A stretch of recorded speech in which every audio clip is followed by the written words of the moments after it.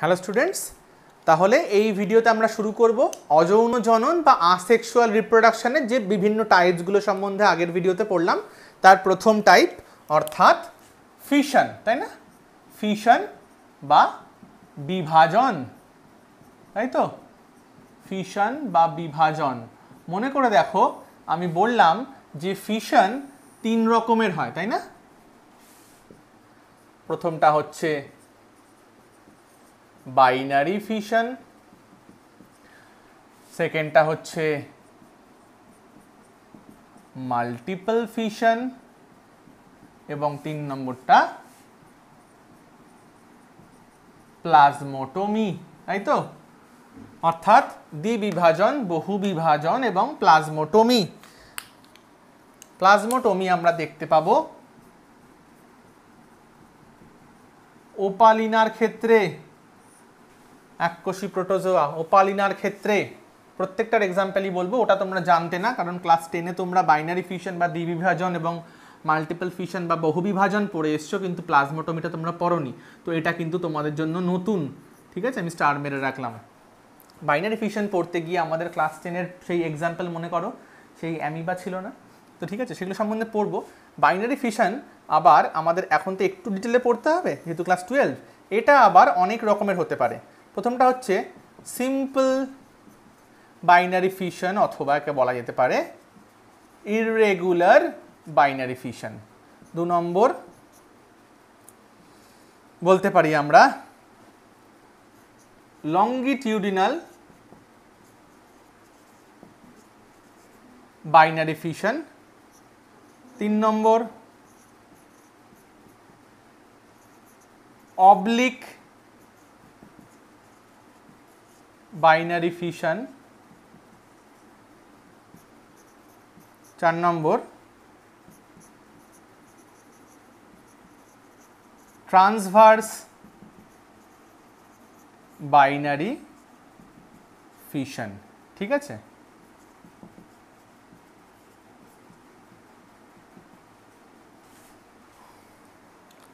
ওকে, এটা একদম সিম্পল বা সরল। লঙ্গিটিউডিনাল মানে বুঝতেই পারছো, এটা হচ্ছে অনুদৈর্ঘ্য, অনুদৈর্ঘ্য। আর ট্রান্সভার্স মানে অনুপ্রস্থ, আর অবলিক মানে তির্যক। ঠিক আছে? এটাও একটা তোমাদের জন্য নতুন বলতে পারো। এটার এক্সাম্পলটা লিখে রাখো। সেরাটিয়াম নামক একটা এককোষী অ্যালগির ক্ষেত্রে দেখতে পাওয়া যায়। লঙ্গিটিউডিনাল, ট্রান্সভার্স এগুলো সম্বন্ধে তোমরা হয়তো জানো, সিম্পল বা ইররেগুলারটা তো অবশ্যই জানো। ঠিক আছে? মাল্টিপল ফিশনের সেরকম কোনো ভাগ নেই, প্লাজমোটমিরও সেরকম কোনো ভাগ নেই। তো পরপর আমরা এগুলো সম্বন্ধে এই ভিডিওটায় জানবো। প্রথমে দেখি বাইনারি ফিশন, মাল্টিপল ফিশন আর প্লাজমোটমির মধ্যে কি পার্থক্য। বাইনারি ফিশন, বাই মানে 2 না? তো বাইনারি ফিশনে আমরা দেখব যে একটা অর্গানিজম থেকে, ফিশন ব্যাপারটা খুব সিম্পল অর্গানিজমদের হবে, যারা এককোষী। জেনারেলি এককোষীদের ক্ষেত্রে কিন্তু আমরা এই ফিশন ব্যাপারটা দেখতে পাই। তাহলে বাইনারি ফিশন মানে দেখবো একটা থেকে দুটো অর্গানিজম তৈরি হবে, বাইনারি ফিশন। মাল্টিপল মানে মাল্টি মানে বহু, তাহলে একটা জীব থেকে দেখবো অসংখ্য জীব তৈরি হবে, মাল্টিপল ফিশন। প্লাজমোটমিটা একটু অন্য ধরনের, এক্ষেত্রে বহু নিউক্লিয়াস যুক্ত একটা কোষ থাকবে, তার মধ্যে নিউক্লিয়াসের বিভাজন হবে না, সাইটোপ্লাজমিক বিভাজন হয়ে যাওয়ার ফলে একটা বহু নিউক্লিয়াস যুক্ত কোষ থেকে অনেকগুলো বহু নিউক্লিয়াস যুক্ত জীবের সৃষ্টি হবে, ওপালিনা। এটা সম্বন্ধে পরে আসছি, ঠিক আছে? তাহলে ফার্স্টে আমরা দেখি সিম্পল বাইনারি ফিশন। এটার এক্সাম্পল কিন্তু আমরা অবশ্যই পড়ে এসছি, যেটা হচ্ছে অ্যামিবা। অ্যামিবা প্রোটিয়াস আমরা জানি যে এর নির্দিষ্ট কোনো শেপ নেই, তাই না? অ্যামিবা একটা এককোষী প্রাণী, তাই না? তার মধ্যে নিউক্লিয়াস আছে, ঠিক আছে? সাইটোপ্লাজম আছে, নিউক্লিয়াস আছে। অ্যামিবা বাইনারি ফিশন মানে একটা অ্যামিবা থেকে দুটো অ্যামিবা তৈরি হবে। এর নিউক্লিয়াসটা মাইটোসিস পদ্ধতিতে বিভাজিত হয়, ঠিক আছে? নিউক্লিয়াসটার ডিভিশন চলছে, তার মানে জেনেটিক পদার্থ ধরো দুভাগে ভাগ হয়ে যাচ্ছে, এবং সেলটার মধ্যেও এরকম খাঁজ সৃষ্টি হয়, ঠিক আছে? আলটিমেটলি সাইটোপ্লাজমের এই খাঁজ এবং নিউক্লিয়াসের এই খাঁজ গভীর থেকে গভীরতর হতে হতে আলটিমেটলি দুটো অ্যামিবা তৈরি হয়ে যায় এবং অ্যামিবা দেহের যেহেতু কোনো পার্টিকুলার শেপ নেই, ফলে এর কিন্তু কোনো তলেরও ঠিক নেই, যে কোনো তলেই কিন্তু এই ডিভিশনটা হতে পারে। এটা যেমন আমি এরমভাবে দেখালাম, এটা এদিক থেকেও হতে পারে, এদিক থেকেও হতে পারে, কোনো ঠিক নেই, তাই একে বলা হয় সিম্পল বাইনারি ফিশন বা ইররেগুলার, মানে এর তলের কোনো ঠিক নেই, যে কোনো তল থেকেই কিন্তু এই ডিভিশনটা হতে পারে। নিউক্লিয়াসটার মাইটোসিস বিভাজনের ফলে দুটো নিউক্লিয়াস তৈরি হবে, আলটিমেটলি নিউক্লিয়াসটারও ডিভিশন হয়ে যাবে, সাইটোপ্লাজমটারও ডিভিশন হয়ে গিয়ে একটা থেকে দুটো অ্যামিবা তৈরি হয়ে যাবে। তাহলে এটা হচ্ছে সিম্পল বাইনারি ফিশন। দেখো একটা থেকে দুটো হলো, তাহলে simple binary fission. Next longitudinal, অনুদৈর্ঘ্য অক্ষ বরাবর বিভাজন হবে। তাহলে লঙ্গিটিউডিনাল বাইনারি ফিশনের যদি আমি এক্সাম্পল বলি, তার কিন্তু এক্সাম্পল হবে ইউগ্লিনা। ইউগ্লিনা কেমন দেখতে? ইউগ্লিনা এরম ধরনের দেখতে না? এরম দেখতে একটা অ্যানিমাল না?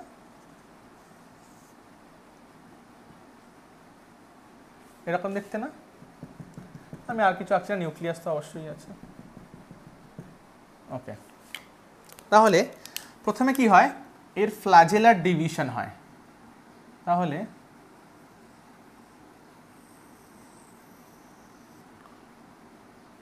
এই ধর একটা ফ্ল্যাজেলা ছিল, এই ছোট্ট একটা ফ্ল্যাজেলা থাকে, এই একটা ফ্ল্যাজেলা তৈরি হলো, এই একটা ফ্ল্যাজেলা তৈরি হলো। নিউক্লিয়াসটার এবার নিউক্লিয়াসের কিন্তু ডিভিশন শুরু হয়ে গেছে এদের, হ্যাঁ, ওই একই রকমভাবে নিউক্লিয়াসের ডিভিশন শুরু হয়ে গেছে। এরপর কি হয়, মাঝ বরাবর খাঁজ সৃষ্টি হয়, অর্থাৎ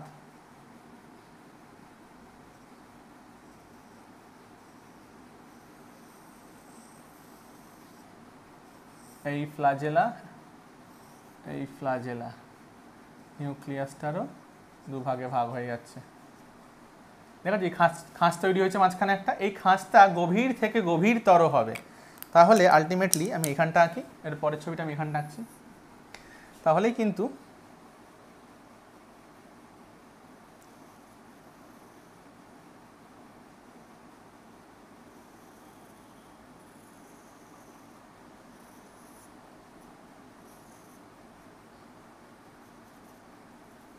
বুঝতে পারছো? এবং তারপরে আলটিমেটলি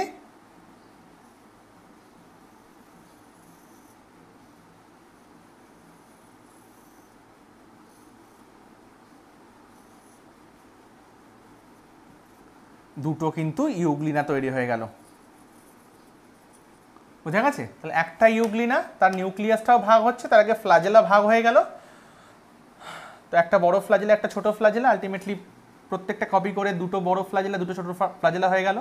তারপরে এই মাঝখানে খাঁজ সৃষ্টি হলো সাইটোপ্লাজমটার বিভাজনের জন্য, নিউক্লিয়াসও বিভাজন হচ্ছে, সাইটোপ্লাজম বিভাজন হচ্ছে, আলটিমেটলি দুটো নিউক্লিয়াস দু সাইডে চলে গেল।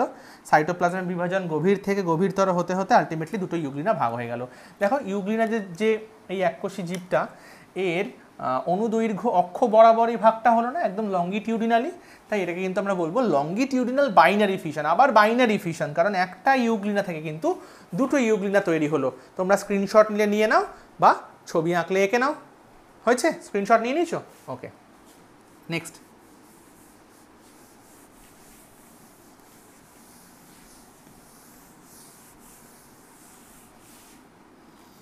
নেক্সট আমি বরং এরপরে এইটা বলি, ট্রান্সভার্স বা অনুপ্রস্থ। এটার এক্সাম্পল হচ্ছে প্যারামেসিয়াম। আমি ফার্স্ট এক্সাম্পলের নামটা লিখে নিই। ট্রান্সভার্সের এক্সাম্পল হচ্ছে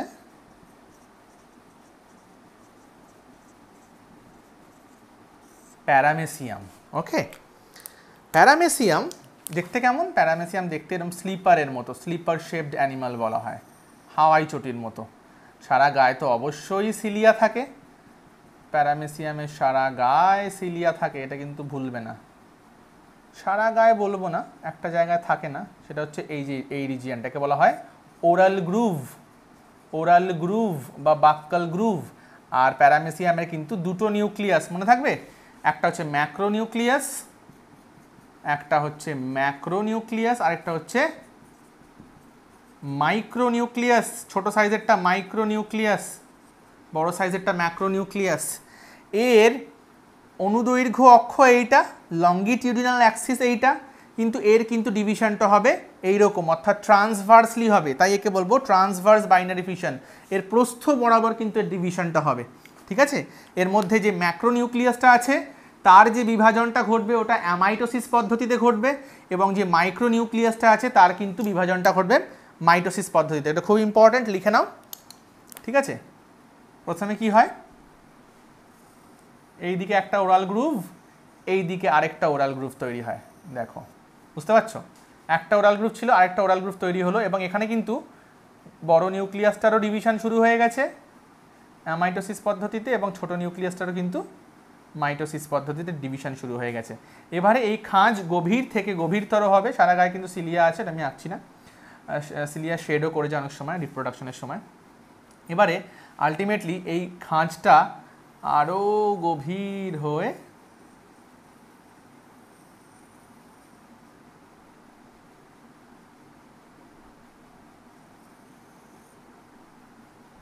বোঝা যাচ্ছে, এই একটা বড় নিউক্লিয়াস, একটা ছোট নিউক্লিয়াস, একটা বড় নিউক্লিয়াস, একটা ছোট নিউক্লিয়াস, বুঝতে পারছো। আলটিমেটলি ভাগ হয়ে যাবে, তাহলে এই একটা আর এদিকে এই একটা, এই বড় নিউক্লিয়াস ছোট নিউক্লিয়াস, বড় নিউক্লিয়াস ছোট নিউক্লিয়াস। বড় ছোট বলবে না, এটা মনে রাখার জন্য বড় ছোট বলবে, ম্যাক্রো নিউক্লিয়াস এবং মাইক্রো নিউক্লিয়াস। সারা দেহে সিলিয়া কিন্তু আবার চলে আসে। তাহলে হয়ে গেল, একটা প্যারামেসিয়াম থেকে দুটো প্যারামেসিয়াম হলো, এক্ষেত্রে কি লম্বালম্বি বিভাজন হলো নাকি আড়াআড়ি প্রস্থ বরাবর হলো? প্রস্থ বরাবর, তাই না। আগেরটা দেখলাম ইউগ্লিনা, দেখলাম লম্বালম্বি বা লঙ্গিটিউডিনাল অ্যাক্সিস বরাবর হলো, এই ক্ষেত্রে কিন্তু ট্রান্সভার্সলি এই ফিশনটা হলো, তাই একে বলবো ট্রান্সভার্স বাইনারি ফিশন। অবশ্যই বাইনারি, একটা থেকে দুটো তৈরি হয়েছে। স্ক্রিনশট নিয়ে নাও, মুছে দেবো আমি, হয়েছে। নেক্সট,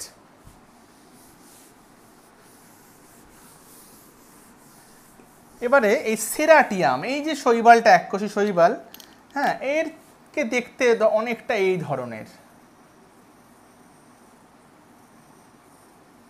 এইরকম ধরনের দেখতে। তাহলে এর দৈর্ঘ্য এটা, প্রস্থ এটা, তাই না, ট্রান্সভার্স অ্যাক্সিস এটা, এদের ডিভিশনটা হয়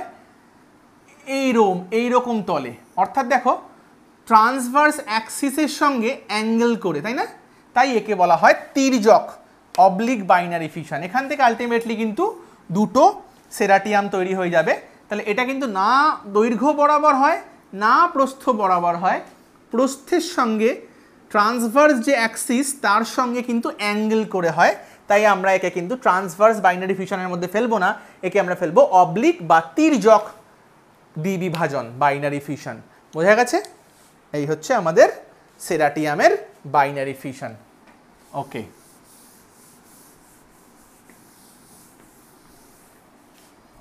এবারে আমরা আসি মাল্টিপল ফিশন বা বহু বিভাজন।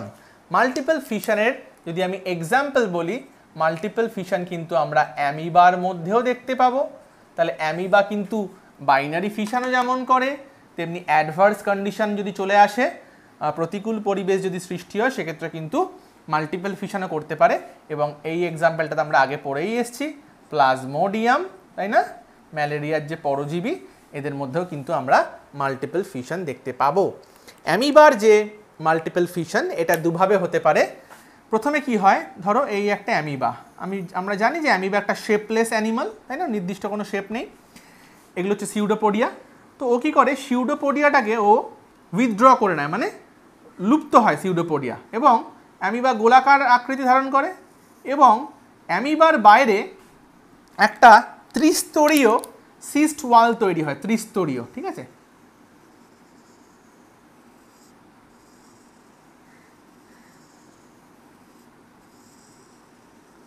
প্রতিকূল পরিবেশে যাতে অ্যামিবাটা নষ্ট না হয়ে যায়, তাহলে প্রথমে কি করলে, অ্যামিবা তার ক্ষণপথগুলোকে উইথড্র করে নিল, তারপর তার বাইরে একটা সিস্ট ওয়াল তৈরি হলো, সিস্ট ওয়াল, ত্রিস্তরীয় সিস্ট ওয়াল তৈরি হলো। এবারে এর মধ্যে কিন্তু অসংখ্য ডিভিশনের ফলে আস্তে আস্তে অ্যামিবা তৈরি হয়। এর মধ্যে কিন্তু সাইটোপ্লাজম সহ নিউক্লিয়াসটার ডিভিশন হয়ে অসংখ্য অ্যামিবা তৈরি হয়।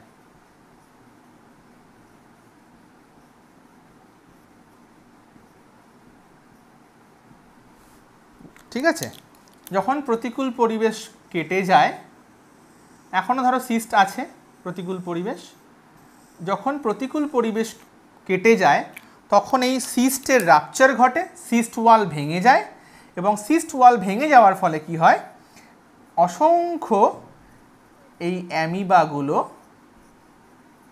পরিবেশে মুক্ত হয়। প্রত্যেকের নিজস্ব নিউক্লিয়াস সহ অসংখ্য অ্যামিবা কিন্তু পরিবেশে মুক্ত হয়। ঠিক আছে, এগুলোকে বলা হয় সিউডোপোডিওস্পোর্স, মনে থাকবে, সিউডোপোডিওস্পোর্স।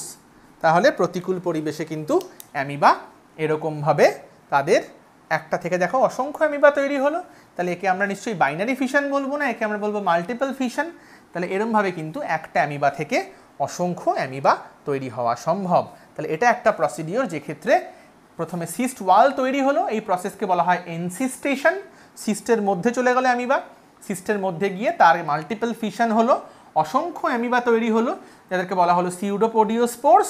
এবং যখন প্রতিকূল পরিবেশ কেটে গেল, সিস্ট ওয়াল ভেঙে অসংখ্য অ্যামিবা মুক্ত হলো এবং তাদের বৃদ্ধি হয়ে আলটিমেটলি রিপ্রোডাকশন সম্পন্ন হলো। ঠিক আছে, তাহলে এটা একটা প্রসিডিওর।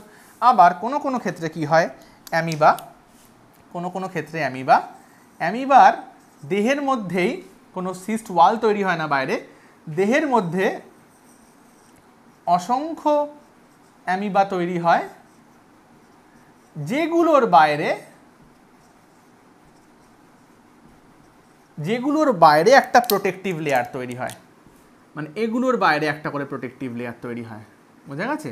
নিউক্লিয়াসটা ভেতরে অনেক ভাগে ভেঙে গেল, সাইটোপ্লাজম সহ তার বাইরে সেল মেমব্রেন তৈরি হয়ে গেল, অর্থাৎ অ্যামিবা তৈরি হয়ে গেল ছোট ছোট, এবং তার বাইরে কিন্তু প্রোটেক্টিভ লেয়ার তৈরি হলো। কিন্তু আলটিমেটলি যে আসল অ্যামিবাটা ছিল বা প্যারেন্ট অ্যামিবা, তার বাইরে কিন্তু কোনো সিস্ট ওয়াল তৈরি হলো না।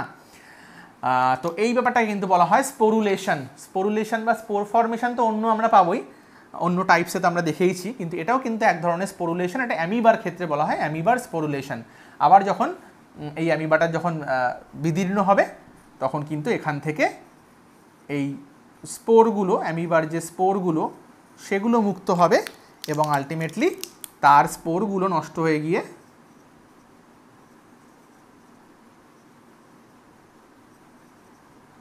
এখান থেকে তার এই যে ওয়ালটা নষ্ট হয়ে গিয়ে আলটিমেটলি